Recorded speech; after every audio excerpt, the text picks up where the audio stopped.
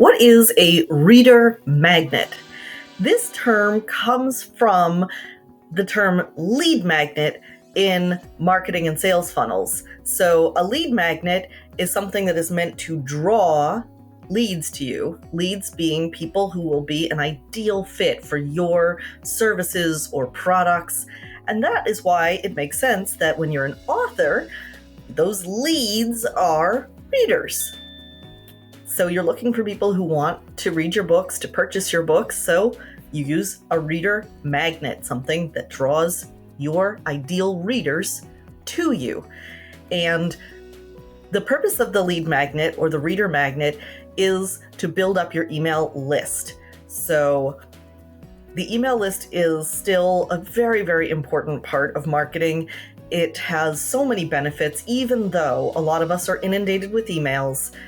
It's still super important to build up that list because those are people who have raised their hand and said they really love your work, are interested in your work, are interested in the books that you produce.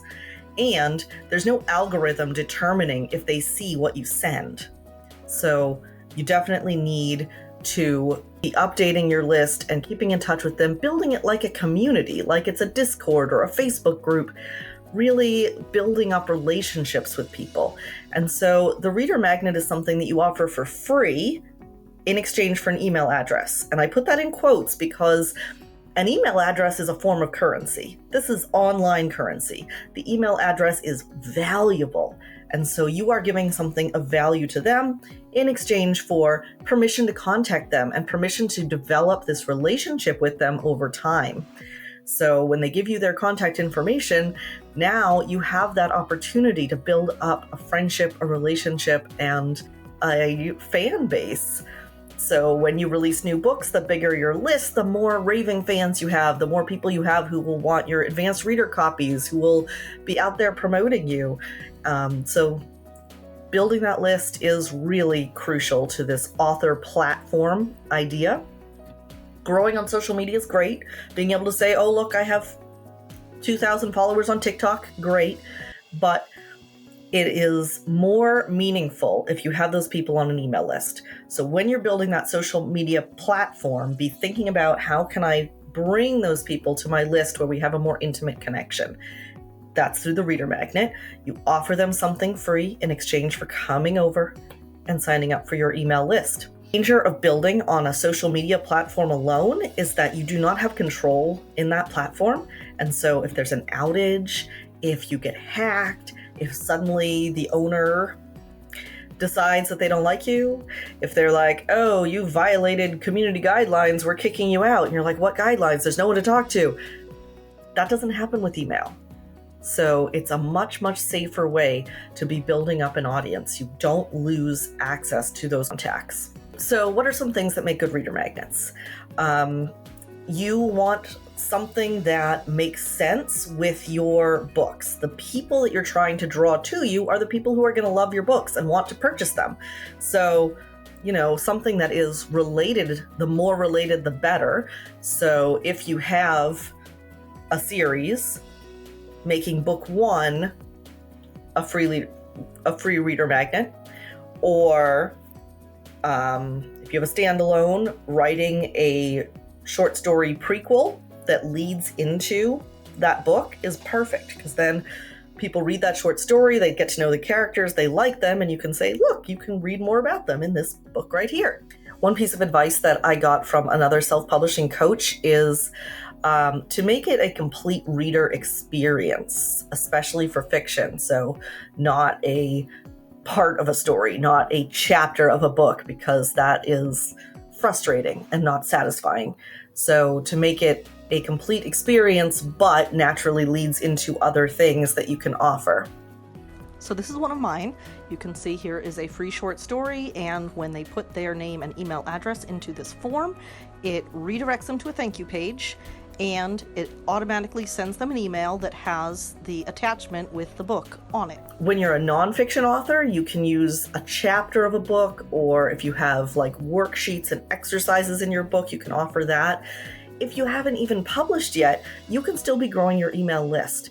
You always want to be thinking about what is the value that I am bringing in my emails?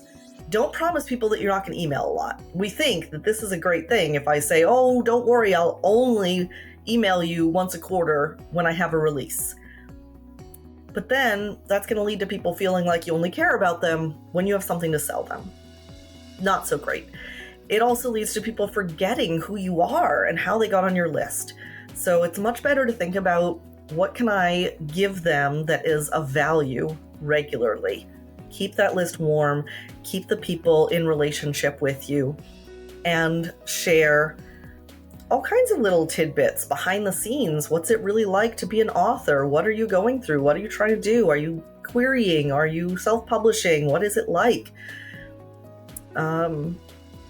Share behind the scenes things about your characters that maybe isn't going to make it into the book. When you're offering that newsletter to people, you put it on your website. A lot of people just say, like, sign up for my newsletter. But we don't know why. What are we going to get? What's the benefit of signing up for your newsletter? So that's something that helps with the reader magnet, because you can say, sign up for my newsletter and I will send you this free story or this free book. And then there's some incentive. There's something in it for them. This free book that's about blah, blah, blah, that is for people who love blah, blah, blah. The hook, the thing that makes them want to read it. Write the blurb or the back cover description and say, and you can get this for free when you enter your email address and keep in touch with me. But it can also be simpler than that. If you don't have a reader magnet yet, you can say, sign up for my newsletter to get whatever you can think of, whatever, value you can be providing. One thing that I like to do is do a resources roundup every week. So I will be saving things that come to my email and looking at things that my friends are posting about, so that I can provide a roundup of, like, here's a bunch of events and resources and things that authors will be interested in. And so that way I can be giving value every week, and I can be supporting the community in multiple ways. So just always be thinking about, what am I giving that they're going to want? And in terms of how to set up that reader magnet, I have a lot of information on how to set up your own book funnels. I have a course on how to do it, as well as videos here on YouTube. But if you need to go super simple, this is what places like Story Origin and bookfunnel.com do. Now, I haven't totally explored Story Origin yet. I think they're pretty cool, but I haven't dug deep into it.